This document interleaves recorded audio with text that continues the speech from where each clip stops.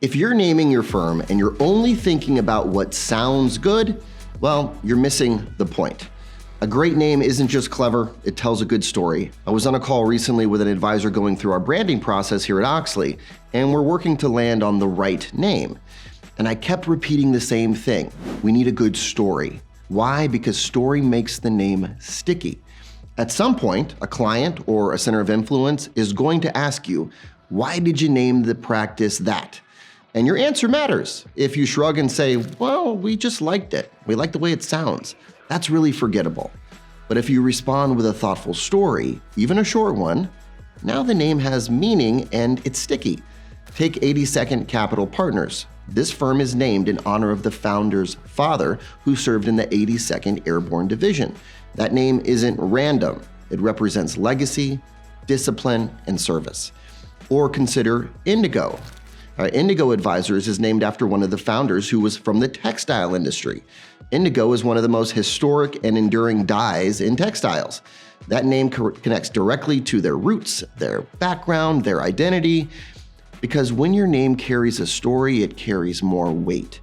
It gives people something to remember, something to repeat, and that's just good marketing. So a lot of times, if we're working with an advisor and we're trying to help them come up with a good name that has a good story, we're thinking a lot about them historically, like what has driven them? What are some of their values? Where did the business originate from, right? Is there some historical aspect that we can pull in that gives that new practice a name that just feels right and again, carries more weight?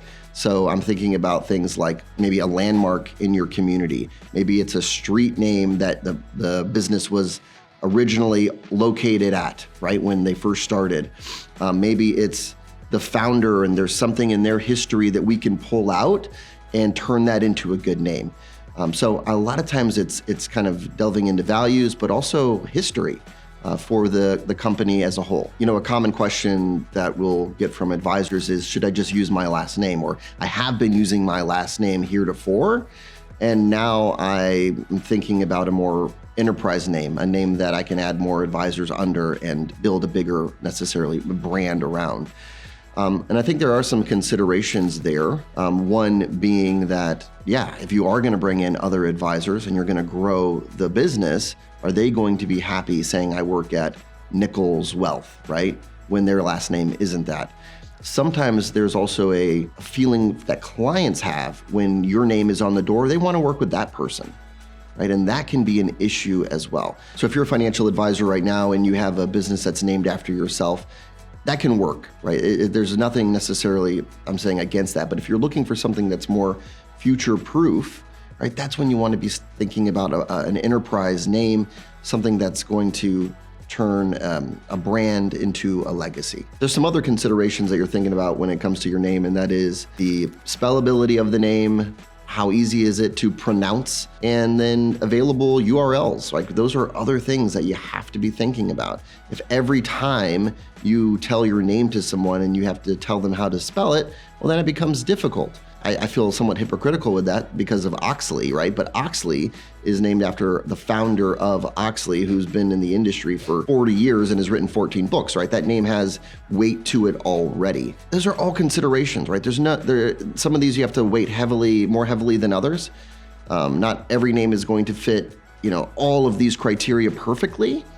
But these are all things that you're thinking about as you're naming your new practice. If I were a financial advisor today and I'm thinking about naming my practice something different, there's a couple things that I'm going to consider.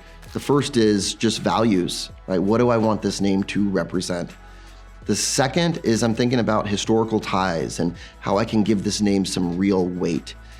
And the third is I'm looking at availability. In the industry, we call this a knockout search, right? But I'm seeing what else exists. I mean, do you know how many financial advisors out there use Summit?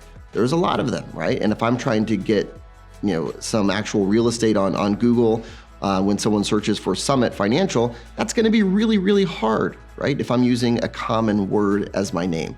So these are all things that we need to be taking into consideration when we're figuring out the name.